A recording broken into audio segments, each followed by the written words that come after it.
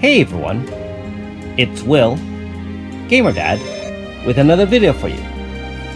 So in this video, we're going to explore after what happened in Chapter 3, that is, the third boss battle.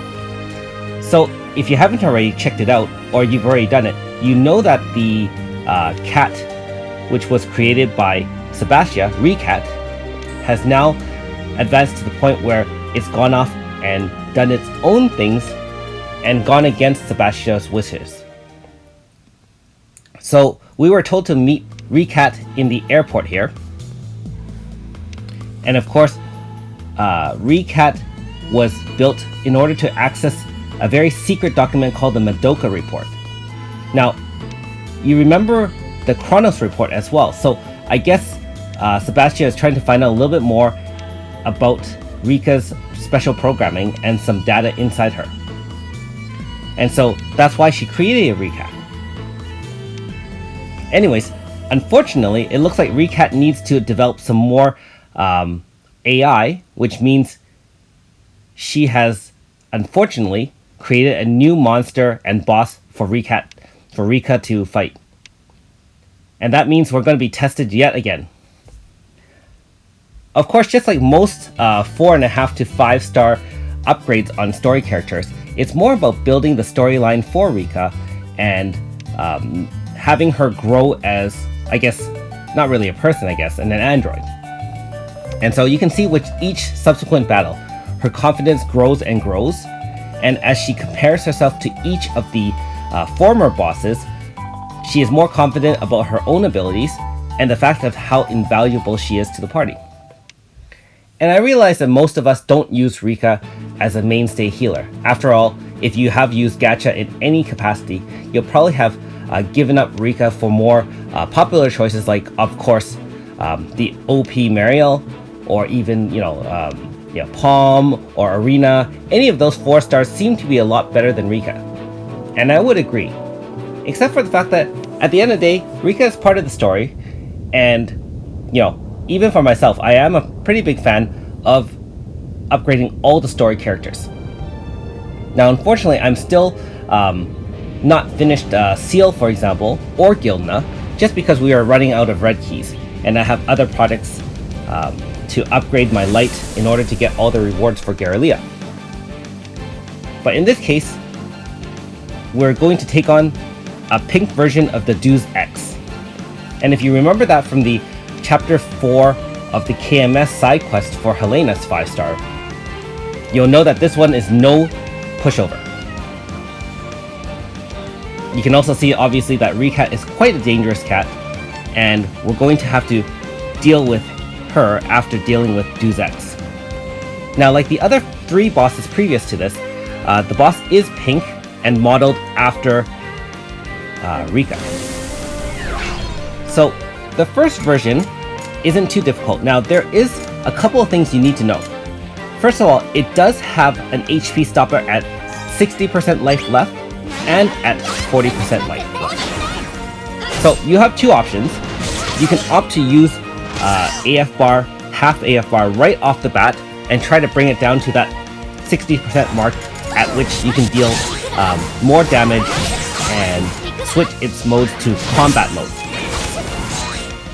Note that I am trying to apply as many debuffs as possible because at this stage, the boss does boost itself with the Ex Machina, or Mechana, I guess. So it boosts power and int, and it does have a lot of AoE attacks. Now at this point, you see that the effects of Deus Ex has been neutralized. So it has now switched modes because we have dealt enough damage to switch into its second mode. This is actually not my first recording. I actually reset the battle, and I'll tell you why. Between 60% and 40%, there is a second set of moves. First of all, of course, it boosts itself, and then it does a couple of trademark Riica moves, Mind Stamp, and it does a couple of other AoEs. The third one's called, this one, Binds of Deus, followed by Silo Storm, which is a fire-based AoE. Now, none of these do extreme amounts of damage, but I did find in my first try against this boss, if you wait 7 turns between 60% and 40% life, it does a time repair, which actually not only removes all debuffs from itself, it repairs a large amount of HP. I would say at least 25% or more. And I was really surprised because a lot of guides online don't mention the time repair. And my reasoning for that is probably because between 60% and 40%, most people can deal enough damage to kind of bring it to the 40% mark, at which it has its third mode, which is the extermination mode. So my recommendation is, if you don't want to use your AF bar right off the bat to bring it to 60%, save it to bring it down from 60 to 40% if you need to. And now you can see that the effects of Deus Ex has been neutralized and is switching into its final mode at the 40% mark. Now, since that 40% mark has no additional HP stoppers, you can feel free to burn an entire AF bar right here. One thing to note is that at this part, it does have Crush Stamp, which is of course another of Riica's signature moves. And it can disrupt your AF bar because what happens is it can confuse a single target when it hits. It also does a fair bit of damage, nothing too significant, but enough that it can, damage your character. So you can see that with Mariel there, if it hits Suzette or any of the other non-healers, you can either use Refresh Sleep or any status removal to deal with it. Of course, if you have someone like Rosetta, you can use that status shield as well. And at the third mode, all the damages from the AoEs can be in the 4-digit mark, so about 1,000 plus, even with mitigation. You can see I am still bringing a win team, and I am using Morgana's debuff in order to kind of mitigate some of the damage. I also do have Annabelle in the back just as a backup in case. I know she's not the most popular, but as a tank and some versatility in terms of debuffing power and int, she doesn't really have any equal. And of course her Guardian Soul with max 500 HP and plus is great for long battles like this. So unfortunately you can see I am unable to do the AF bar because I guess unfortunately Azami died. But even before that she was confused, so she wouldn't have added many hits to the AF bar. So at this point I'm forced to bring in Annabelle from the back.